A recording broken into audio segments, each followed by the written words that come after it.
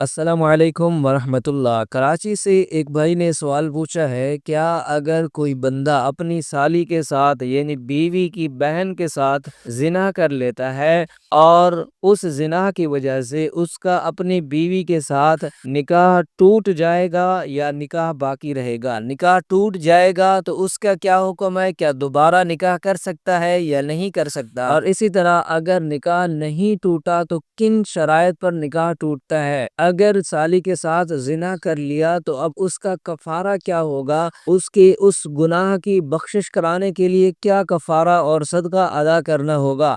اس کے بارے ضرور رہنمائی فرمائیں۔ دیکھیں سامعین کرام، بہت سارے لوگ ایسے ہوتے ہیں جو لا علمی اور کم علمی کی وجہ سے ایسے مسائل اور فتوے دے دیتے ہیں جس کی وجہ سے لوگوں کے گھر برباد ہو جاتے ہیں، گھر ٹوٹ جاتے ہیں۔ حالانکہ ان کو ایسا نہیں کرنا چاہیے، بلکہ ذمہ داری کا مظاہرہ کرنا چاہیے اور اپنے علم کو وسیع کرنا چاہیے اور لوگوں کو ایسے مسائل بتائیں کہ جس میں لوگوں کے لیے سہولت ہو، کیونکہ شریعت مطہرہ انسان کی طرف جھکی ہوئی ہے۔ ایسی شریعت مطہرہ میں کوئی بات نہیں کہ جس میں انسان مجبور اور مایوس ہو جائے، بلکہ شریعت مطہرہ، شریعت محمدی صلی اللہ علیہ وسلم بندے کی جانب، انسان کی جانب جھکی ہوئی۔ مقصد یہ ہے کہ اس میں نرمی ضرور ہے، لیکن یہ بات سمجھیں کہ ایسے مسائل گھروں میں ہوتے کیوں ہیں؟ اصل اس کی وجہ کیا ہے جس کی وجہ سے گھر تباہ ہو جاتے ہیں؟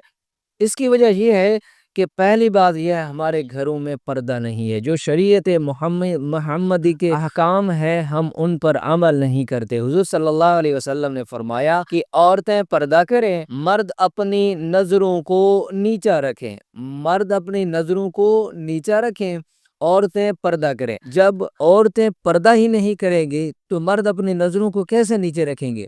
اور اسی طرح سالی کا اپنے بہنوئی کے ساتھ گپ شپ بھی ہوتی ہے اور بات بھی ہوتی ہے۔ بعض اوقات ایسا ہوتا ہے کہ اگر سالی پردہ کر لے تو بہن کہتی ہے تو میرے شوہر سے پردہ کرتی ہے، اگر وہ پردہ نہ کرے تو پھر بہنوئی ہے اس کے ساتھ گپ شپ مذاق ہوتی رہتی ہے، پھر ایسے کرتے کرتے معاملات کہیں پہنچ جاتے ہیں۔ حالانکہ شریعت میں یہ ہے، اور اپنے جیجا کے ساتھ اس طرح شریعت مطہرہ میں جو حکم ہے، جن کے سامنے پردہ کرنے کا حکم ہے ان سے ضرور پردہ کرنا چاہیے۔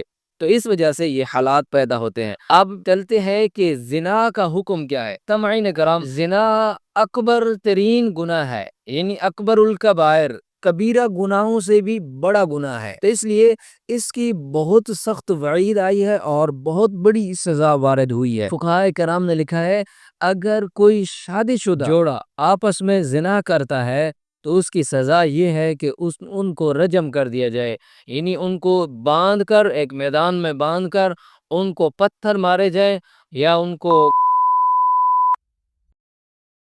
کو ذلیل کر کے، یہ ان کا کفارہ ہوگا۔ سامعین کرام، بہت ہی بڑا گناہ ہے، تو اس گناہ کے کرنے سے اللہ سے توبہ اور استغفار کرنی چاہیے۔ اب چلتے ہیں کہ زنا تو کر لیا، اب اس زنا کو کرنے سے کیا اس کا اپنی بیوی کے ساتھ نکاح ٹوٹ گیا ہے یا نہیں ٹوٹا؟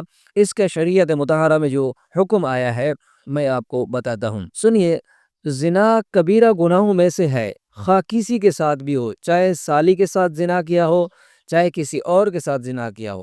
لہذا سالی کے ساتھ زنا بھی کبیرہ گناہ ہے جس پر فوری طور پر توبہ اور استغفار کرنا لازم ہے۔ تاہم سالی سے زنا کی وجہ سے بیوی سے آپ کا نکاح نہیں ٹوٹے گا مگر جب تک سالی ایک ماہواری سے پاک نہ ہو جائے، یعنی آپ نے اپنی سالی کے ساتھ اگر نکاح کیا ہے تو جب تک اس کو ایک حیض نہ آ جائے آپ پر بیوی سے ہم بستری کرنا جائز نہیں ہے۔ اور اگر سالی اس زنا کی وجہ سے حاملہ ہو گئی ہے تو جب تک ولادت نہ ہو زانی کے لیے اپنی بیوی سے ہم بستری کرنا شرعاً جائز نہیں ہے۔ نیز آئندہ ایسے شخص کے لیے اپنی بچوں کو، اپنی سالی کو، اپنی بیٹیوں کو پردہ ضرور کرانا چاہیے۔ سامعین کرام، شریعت مطہرہ میں بیان کیا گیا ہے وہ آپ کو بتا دیا ہے، اور اس کا جو کفارہ ہے، سب سے پہلی بات تو یہ ہے کہ آپ توبہ استغفار کریں، اللہ کے ہاں رجوع کریں، کیونکہ پہلے شریعت خلافت تھی، خلافت میں تو یہ سزائیں ہوتی تھیں، قاضی القضات یہ سزائیں وارد کرتے تھے اور لگاتے تھے کہ اگر شادی شدہ کوئی جوڑا ہے واپس میں زنا کر لیتا ہے تو اس کو رجم کر دیا کرتے تھے، مار دیتے تھے تاکہ عبرت پیدا ہو اور ان کے گناہوں میں بھی بخشش ہو جائے گی۔ اس درد کی وجہ سے، اس تکلیف کی وجہ سے جو مارتے وقت ان کو پہنچے گی، اللہ غفور الرحیم ہے، ان کو معاف کر دیں گے اور دوسرے لوگوں کے لیے بھی عبرت ہوگی، آئندہ کوئی ایسا گناہ کرنے کی ہمت نہیں کرے گا۔ ان سزاؤں کا مقصد یہ ہوتا ہے۔ لیکن اب کیونکہ شریعت کی وہ خلافت رہی نہیں، نہ قاضی رہے نہ کوئی اور، تو پھر اس میں وہ سزا تو ہے نہیں، وہ ریاست کا کام ہوتا ہے، بندہ خود تو نہیں دے سکتا۔ تو اب آپ کو یہ چاہیے کہ آپ اللہ کے ہاں گڑ گڑائیں، معافی مانگیں، توبہ کریں، استغفار کریں، صدقہ کریں، خیرات کریں اور عاجزی اور انکساری کے ساتھ کریں۔